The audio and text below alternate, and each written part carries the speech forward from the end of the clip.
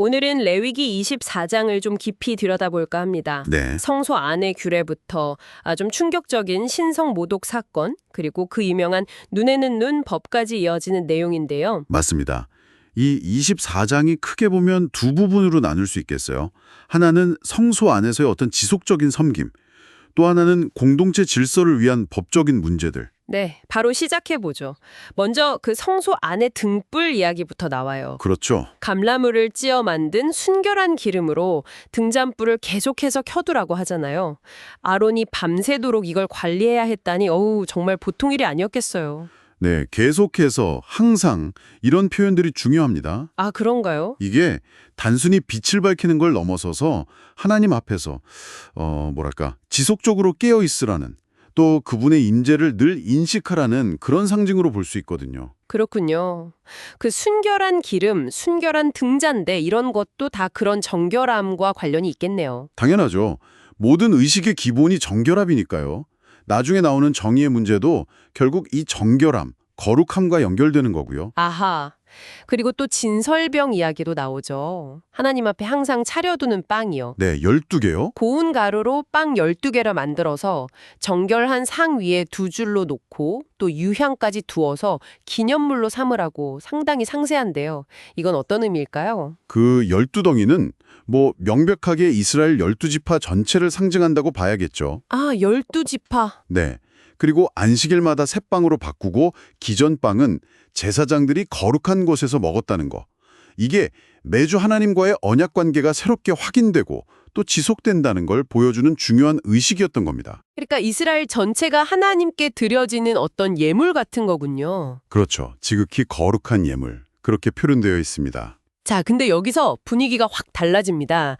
굉장히 좀 충격적인 사건이 나오는데요. 네, 맞습니다. 어머니는 이스라엘 사람인데 아버지가 이집트 사람인 사람이 다른 이스라엘 사람하고 싸우다가 그만 여호와의 이름을 모독하고 저주해버려요. 이게 정말 큰 사건이죠.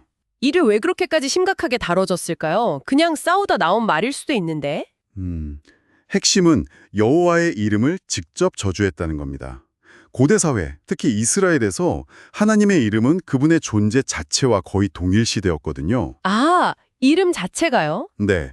그래서 이름을 모독하는 건 그냥 단순한 욕설이 아니라 공동체의 근간을 흔드는 아주 심각한 신성모독 행위, 그러니까 최고 수준의 범죄로 여겨진 거죠.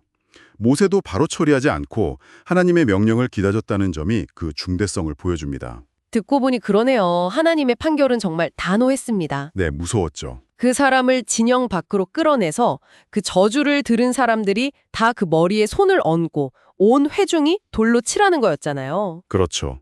개인적인 복수가 아니라 공동체 전체가 책임을 지고 처벌하는 방식이죠. 네, 이 사건을 계기로 어떤 일반적인 법 원칙이 선포되는 거죠.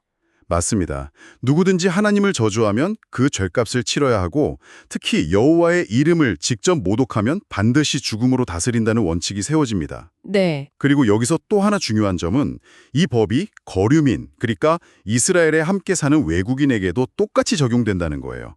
본토인과 차별 없이요. 아, 그게 또 중요한 포인트군요. 그리고 바로 여기서 그 유명한 눈에는 눈, 이에는 이 원칙이 등장합니다. 네, 동해보복법, 렉스 탈리오니스죠.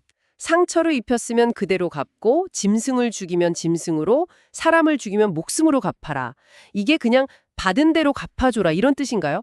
좀 무섭게 들리기도 하는데. 그게 사실 흔한 오해인데요. 오히려 그 반대에 가깝습니다. 반대요? 네, 이 법의 진짜 취지는 복수를 장려하는 게 아니라 오히려 처벌의 상한선을 딱 정해주는 거예요.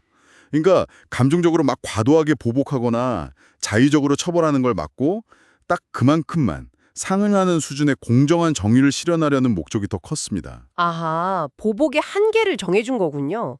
무한정 복수가 이어지는 걸 막는 장치처럼요? 바로 그거죠. 안전장치. 그리고 또 보면 사람을 죽인 경우는 목숨으로 갚으라고 하고 사형, 짐승을 죽인 경우는 배상하라고 하잖아요. 네, 다르네요. 처벌의 무게를 다르게 둬서 생명의 가치를 더 중하게 여겼다는 점도 볼 수 있고요. 그리고 또 이 법 역시 아까 말씀드린 것처럼 거류민과 본토인에게 차별 없이 똑같이 적용된다는 점이 다시 강조됩니다. 그렇군요. 마지막에 나는 너희의 하나님 여호와다. 이 선언이 이 모든 법의 권위를 딱 뒷받침해 주는 거고요. 결국 모세가 이 명령들을 다 전하고 사람들은 그대로 그 저주한 자를 진영 밖으로 끌어내서 돌로 쳐서 형을 집행했죠. 네, 명령대로 행했습니다.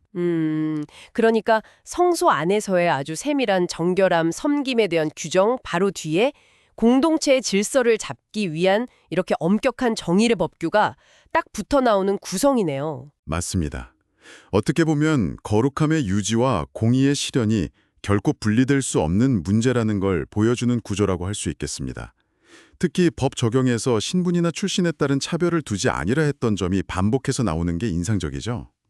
네, 오늘 레위기 24장을 통해서 성소에서의 그 끊임없는 섬김, 또 하나님의 이름에 대한 경외심, 그리고 눈에는 눈으로 대표되는 공정한 처벌 원칙까지 한번 살펴봤습니다. 네, 여러 중요한 주제들이 엮여 있었죠.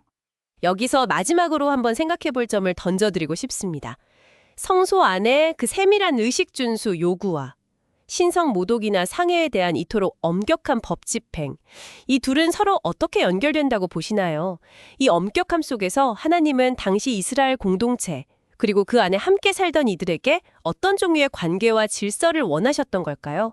한 번쯤 깊이 생각해 보시면 좋겠습니다.